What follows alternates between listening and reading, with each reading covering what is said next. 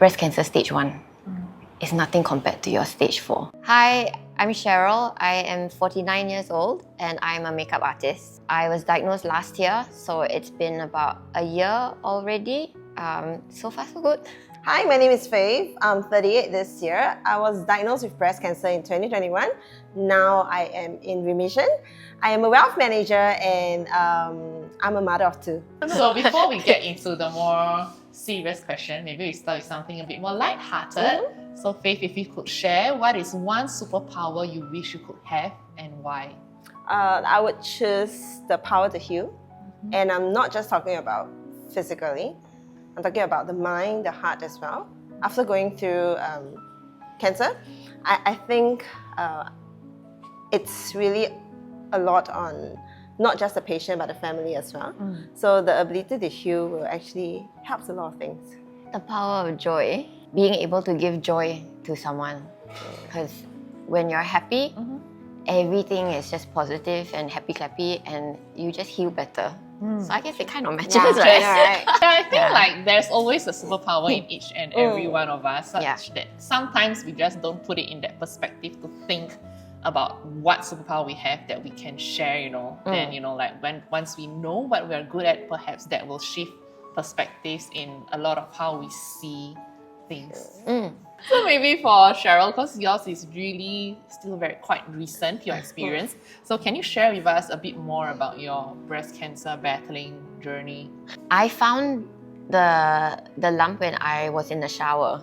I was just doing a general check. So you do it like regularly when you shower? Yes. Okay. Yeah. But I've been good with my mammograms. Ever since I hit 40, I've been going every year. I was a few months late, also because there was a lot of things going on in my life at that moment. And that's where I found out. And then, it got sent for a biopsy and all that. And then suddenly everything just happened really, really fast. And the challenge for me at that point of time was not a physical one. Physical, I thought I was still superwoman, still going to work, but it was an emotional one because at that time my mom was not well. She was in palliative care already at that point. She had lung cancer stage 4, and my mom is my cheerleader. So I tell her everything, very, very close to her. So there's one thing that has happened to me, I couldn't tell her. I started comparing things like that and I started pushing myself away and down, and try to focus on her. So that was the tough part because I felt like I was denying my own feelings. Yes. Did you eventually tell your mom about your experience? I just said, I'm sick and I'm going for surgery and just pray for me. And that was it. I couldn't. My sister was, she was my rock. She, oh no, cannot, mascara not waterproof. You can tilt up and talk like that. Talk like this. Yeah, so she was amazing. She just said, you sort yourself out, you do your thing, I will take care of mommy. You don't worry about, anything going on here. You have to stay strong, you got to be positive. What about Faith? What's your journey? It was actually started off from a joyous occasion because I was pregnant with my second child. Oh, it happened during your pregnancy? Yes, it was. So what happened was I was weaning off my firstborn of night feeding, and then I felt that my breast was lumpy all the while since breastfeeding. So like what you say, it's very common, right? I didn't think much of it until I weaned her off and found out that I was pregnant with my second child. Then the lumpy breast was still around. So in order to just have a peace of mind, I just went to the gynae and informed him that my breast is lumpy, maybe you want to do a check for me. And then that's how I found out that I have stage 2 breast cancer while pregnant. It was really tough at the beginning because you collided joy and fear because you don't know what's gonna happen to your unborn child. And at the same time, what is the right thing to do next if I want to keep my child? Is it surgery? Is it chemotherapy? So we went ahead with chemotherapy. While you were pregnant? Yes. Okay. apparently there is a pregnancy-safe chemotherapy that the doctor mentioned. Obviously, there will be risk. There will always be risk in any medication that you take, but we just went ahead with it, hoping and praying for the best. Wow. Like when you say that, I also feel like, because I'm a new mom, like I just like gave birth, so like I understand the emotions of going through a pregnancy, and I can't imagine what you have been through.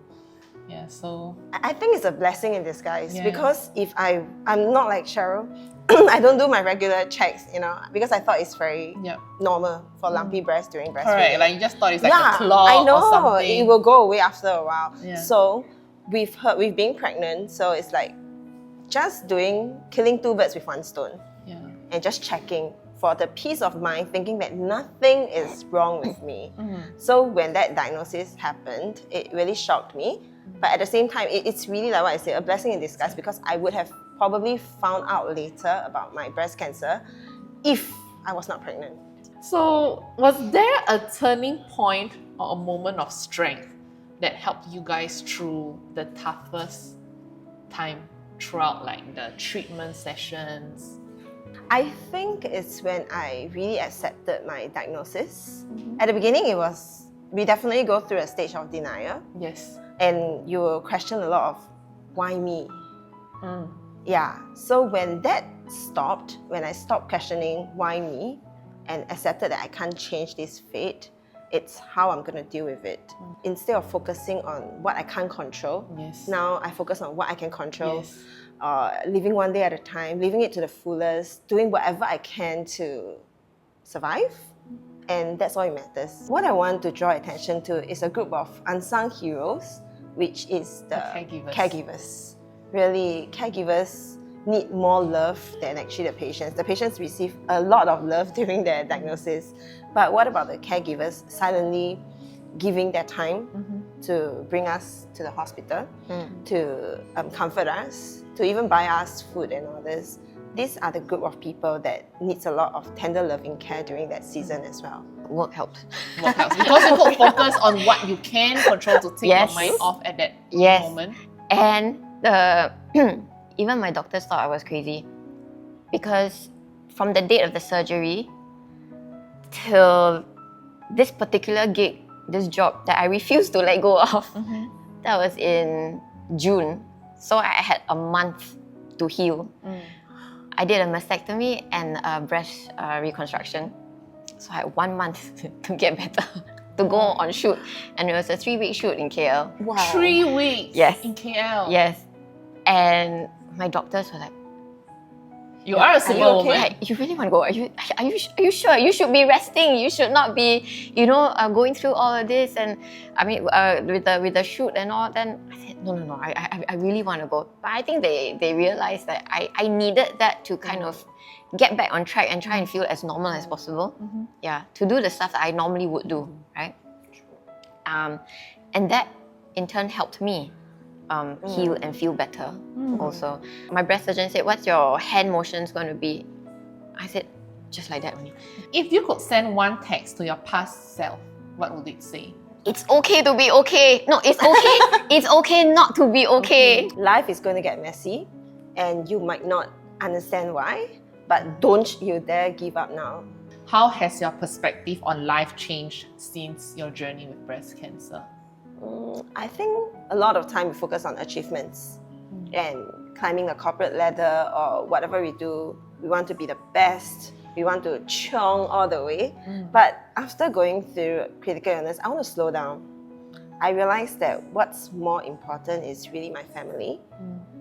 And I want to not be an absent parent, an absent wife, or even as a daughter myself.